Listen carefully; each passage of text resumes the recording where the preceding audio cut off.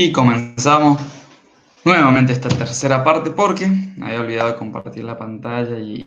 ¡Ay, qué garrón cuando me pasa eso! Me quiero matar. A filmar todo de vuelta. Bien.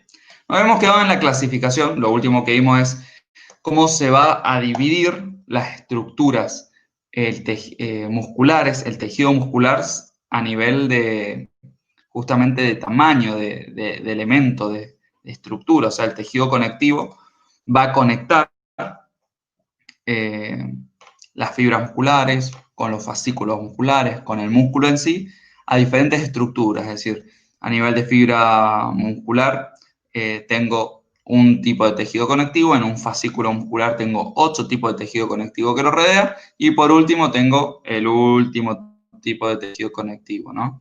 Eso es lo que vimos, esta relación y este orden que tiene el tejido muscular. Ahora vamos a ver la clasificación de las fibras musculares, ¿no? Esta célula muscular puede ser de diferentes formas, según la rapidez de contracción y la velocidad enzimática para reaccionar a, a la ATPasa miocítica. Vamos a tener tres tipos de fibras, como se conoce la tipo 1, la tipo 2A o la tipo 2B, o también como se conoce como fibras de tipo lentas, intermedias y rápidas. O si ya estamos hablando eh, del tipo de reacción, las fibras oxidativas lentas, las glucolíticas oxidativas rápidas o las glucolíticas rápidas. Bien, empecemos con las tipo 1, las fibras oxidativas lentas o llamadas fibras lentas. Bueno, son fibras pequeñas, de pequeño tamaño, son bastante rojas debido a la alta concentración de mioglobina, y siempre que hablemos de la coloración de estas tres tipos de fibras, vamos a tener en cuenta el estado fresco. ¿Qué quiere decir el estado fresco? Que no tiene ningún tipo de tinción histológica. No se le puso ningún tipo de tinta para que absorba el tejido según su afinidad, por lo tanto es en estado fresco, ¿no? Así como lo veríamos si yo corto a una persona, ¿no?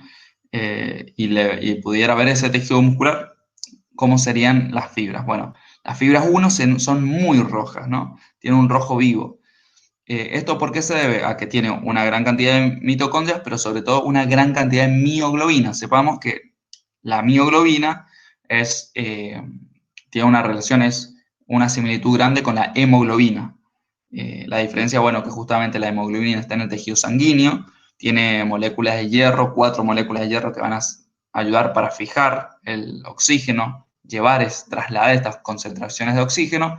Sin embargo, la mioglobina no está en el tejido sanguíneo, sino está en el tejido muscular, y no va a tener 4 moléculas de hierro, sino solamente una. Por lo tanto, el nivel de concentración de oxígeno entre una y otra es muchísimo menor en el caso de la mioglobina.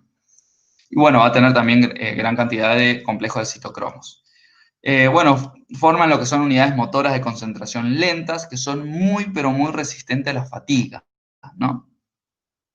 Bien, poseen una gran resistencia a la fatiga, como les dije, pero generan menor tensión muscular que las otras fibras que ya vamos a estudiar. La velocidad ante la reacción ATPasa es la más lenta de todas entre los tres tipos de fibras, y son típicas encontrar este tipo de fibras en los miembros de los mamíferos, ¿no? Tanto en nosotros, tanto en el miembro superior como en el miembro inferior. Un porcentaje de alto de estas fibras lo vamos a encontrar, por ejemplo, en atletas de gran resistencia, corredores de maratones. Si ya nos vamos a las otras tipos de fibras, las tipos de fibras 2A o las intermedias también llamadas, vamos a ver que ya no son un color rojo vivo, sino ya es un rojo un poquito más apagado, ya tirando hacia lo que es pálido. Bueno, también va a contener gran cantidad de mitocondrias, de mioglobina, no tanto como el de tipo 1, pero va a tener una alta concentración. Y a diferencia de la tipo 1, justamente va a poseer una gran cantidad de glucógeno. Eso es una gran diferencia con la de tipo 1, ya que son justamente capaces de realizar glucólisis anaeróbica, es decir, de poder trabajar sin el aporte de oxígeno. Constituyen unidades motoras de concentración rápida, son resistentes a la fatiga, si bien no tanto como las de tipo 1, pero dan una buena resistencia a la fatiga, y generan un pico más grande de tensión muscular. Entre los atletas que poseen un porcentaje elevado de esta fibra, vamos a encontrar los corredores de 400 a 800 metros, nadadores de distancia, medias y jugadores de hockey. Fíjense la diferencia entre que las fibras 1 lo encontramos en corredores de maratones, que son kilómetros y kilómetros, versus la de tipo 2A, que son solamente ya corredores de 400 a 800 metros. Cambia un montón, ¿no? Esta tolerancia a la fatiga y justamente la capacidad de trabajar en glucólisis anaeróbica. Y por último, la de tipo 2B, estas fibras ya son bastante grandes en sí, en lo que es la forma. Ya el color es prácticamente rosa pálido, no se observa el rojo, justamente a causa de que tiene una baja concentración tanto de mioglobina y de mitocondrias. Tienen una concentración reducida de enzimas oxidativas, pero una actividad enzimática anaeróbica muy importante.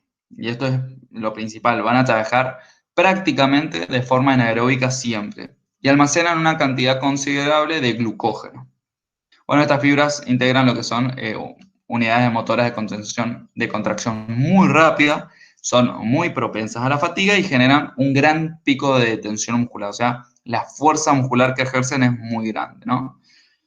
La velocidad de reacción ATP-ASA es la más rápida de las tres tipos de fibras que vamos a ver.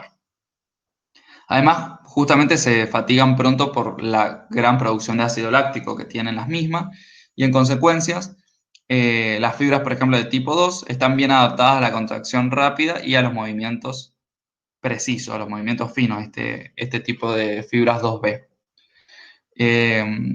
Bueno, son la mayoría de las fibras que constituyen a los músculos extrínsecos del ojo y a los músculos que controlan los movimientos, por ejemplo, de los dedos. Fíjense que son dos movimientos muy finos que se realizan.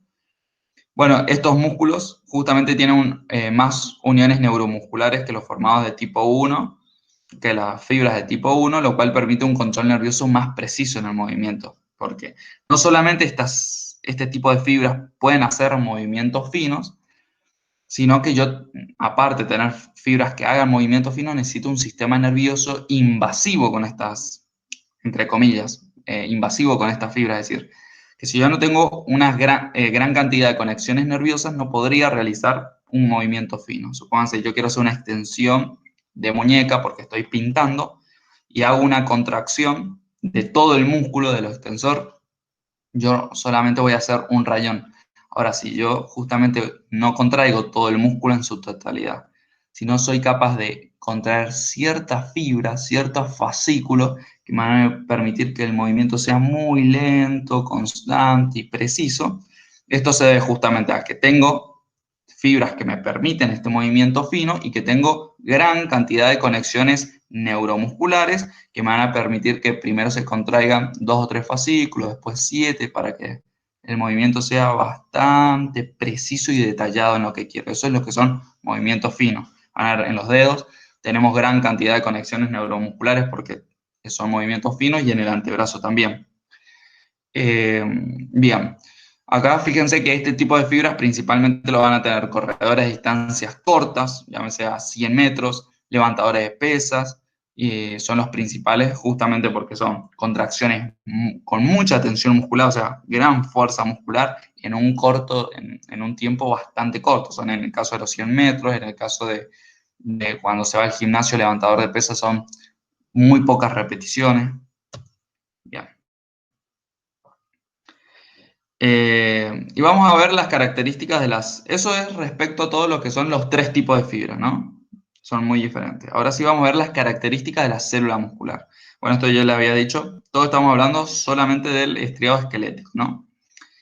La célula muscular es la que se denomina fibra muscular. Tiene una gran cantidad de mitocondrias bueno, se denominan los sarcosomas. El citoplasma se denomina sarcoplasma y está compuesto el citoplasma. Vamos a encontrar dos partes. Una parte filamentosa, ¿no? Que es todo lo que tiene que ver con la parte contráctil de mi célula, y una parte no filamentosa. Bueno, tienen un núcleo desplazado a la periferia, justamente porque la parte filamentosa es la que ocupa el gran volumen dentro de la célula.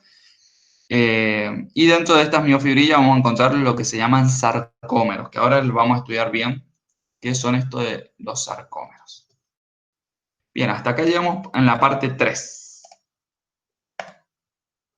Nos vemos en la parte número 4.